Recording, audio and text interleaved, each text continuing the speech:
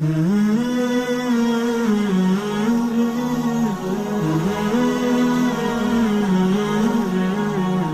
یہ بات یہاں سے شروع ہوئی کہ قسطوں کے کاروبار سے. ابھی کچھ دن پہلے تنظیم اسلامی کے کچھ لوگ آئے میرے پاس. تنظیم اسلامی بہت اچھا کام کر رہی ہے درس قرآن. میں نے بتایا دنیا میں کوئی بھی تنظیم ایسی نہیں ہے جو 100% صحیح ہو. تو میرے اس بیان کا یہ مطلب نہ لے لیں کہ میں تنظیم اسلامی کے خلاف ہوں. ایک عالم نے مجھے بتایا جو تنظیم اسلامی میں تھے کہ تنظیم اسلامی کچھ مثبت ایکٹیویٹیز ہوتی ہیں ان کی کہ بھئی اب ملک میں بے حیائی کے خلاف جو ہے نا وہ ایک کمپین چلائیں. تو اسی طرح انہوں نے کمپین چلائی سود کے خلاف. سود کے خلاف کمپین چلائی. آپ نے دیکھا ہوگا جگہ جگہ پوسٹر لگے ہوئے تھے. بہت اچھی کمپین تھی وہ. میں بھی خوش ہوتا تھا یار ماشاءاللہ یہ لوگ بہت اچھا کام کر رہے ہیں. تو مجھے اندر ہی کے بعض لوگوں نے بتایا کہ اس کمپین میں انہوں نے ساتھ ساتھ اسلامک بینکنگ کی مخالفت بھی شروع کر دی اور قسطوں کے کاروبار کی بھی, کہ یہ بھی وہی ہے, کوئی فرق نہیں ہے. اور اس سے کیا ہوا کہ لوگ علماء سے بدگمان ہونا شروع ہو گئے. کیونکہ علماء کیا کہتے ہیں قسطوں کا کاروبار کیا ہے. اب کیش پہ کوئی چیز ہمیشہ سستی ہوتی ہے اور قسطوں پہ مہنگی. تو وہ کہتے ہیں دیکھو ادھار پہ نفع اٹھا رہے ہیں تو یہ کیا ہو گیا, سود ہو گیا. خیر تنظیم اسلامی میں جو چند علماء تھے انہوں نے اس چیز کو روکا, ورنہ تنظیم اسلامی ٹھیک ٹھاک بدنام ہو جاتی. انہوں نے روک لیا اس چیز کو, اچھی بات ہے. لیکن روکا کس نے؟ جو باقاعدہ مدرسے سے فارغ تھے. بھئی ایسا نہیں ہے. تو میں یہ عرض کر رہا ہوں کیوں اخلاص ہونا کافی نہیں ہے. آپ اگر سود کے خلاف بھی کمپین چلا رہے ہیں تو آپ کو سود پہ باقاعدہ عبور ہونا چاہیے کہ سود کی ڈیفینیشن کیا ہے. عوام پتہ ہے کس پہ جاتی ہے؟ حکمتوں پہ. عوام کہتی ہے دیکھنے میں چونکہ ایک جیسے لگ رہے ہیں, کیونکہ سود کا مقصد جو ہے یعنی سود میں جو خرابیاں ہیں وہی قسطوں کے کاروبار میں خرابیاں پائی جا رہی ہیں. بھائی وہ بھی ادھار پہ نفع اور یہ بھی ادھار پہ نفع. تو یہ کام علماء کا ہے کہ وہ خرابیاں یہاں ہیں یا نہیں ہیں. بعض کہتے ہیں انہوں نے ہیلے اختیار کیے ہیں. تو یہ علماء جانتے ہیں کہ کون سا ہیلا جائز ہے اور کون سا ہیلا.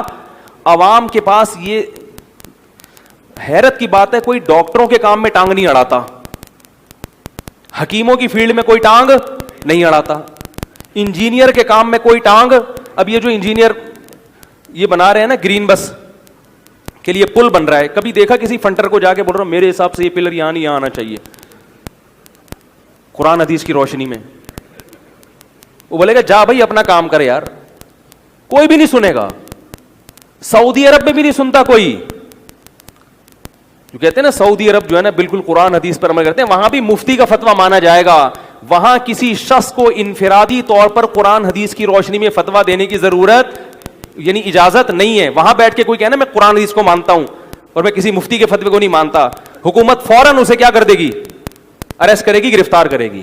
تو کون ہوتا ہے یہ اتنے جو ہم نے ادارے کھولے ہوئے ہیں, یونیورسٹیاں کھولی ہوئی ہیں, یہ بیکار کھولی ہوئی ہیں. یہ صرف ہمارا ملک ہے جہاں فری جھوٹ ہے. کوئی بھی اٹھ کے جعلی حکیم بھی بن جاتا ہے, جعلی ڈاکٹر بھی بن جاتا ہے اور جعلی مفتی بھی بن جاتا ہے. اور پبلک کہہ رہے ہیں بات چونکہ دلیل سے کر رہا ہے لہذا اس کی بات میں دم ہے. تمہیں پتا کیسے چلا کہ دلیل سے کر رہا ہے کہ نہیں کر رہا؟ تمہارے پاس اتنا علم کہاں سے آ گیا؟ تمہیں کیسے پتا چل گیا کہ یہ جو بات کر رہا ہے یہ واقعی مستند ہے؟ دیکھو دلیل کو پہچاننے کے لیے بھی کچھ صلاحیت ہونی چاہیے. آپ کو پتا ہو نا کہ دلیل کی. قسطوں کا کاروبار سود وود نہیں ہے. تو یہ جو کہتے ہیں نا کہ سود ہے اور اس میں یہ تو ویسے ہی ہے, اس کی اتنی بے وقوفوں والی دلیل ہے یہ اس کو سود قرار دینا. بھی میں اس پہ جاؤں گا تو بات یہ جو قرآن میں آتا ہے نا احل اللہ البیع وحرم الربا, جب سود حرام ہوا ہے نا تو مشرکین نے یہی اعتراض کیا تھا کہ قسطوں کا کاروبار تو جائز ہے بھائی اور سود حرام ہو گیا. تو اللہ نے اس پہ آیتیں نازل کی احل اللہ البیع, بے حلال ہے کیونکہ اللہ نے حلال کیا اس کو, چاہے وہ قسطوں پہ ہو یا کیش پہ ہے تو وہ بے. جب خرید و فروخت کا ایگریمنٹ ہے تو وہ جائز ہے اور ربا کیا ہے, حرام ہے. تو یہ تو آیت کا شان نزول ہی بتا رہا ہے کہ جو بے ہوگی وہ حلال ہوگی اور اس کے علاوہ جو سودی ایگریمنٹ ہے وہ کیا ہوگا, حرام. الہی تیری خاطر ہو, الہی تیری خاطر ہو.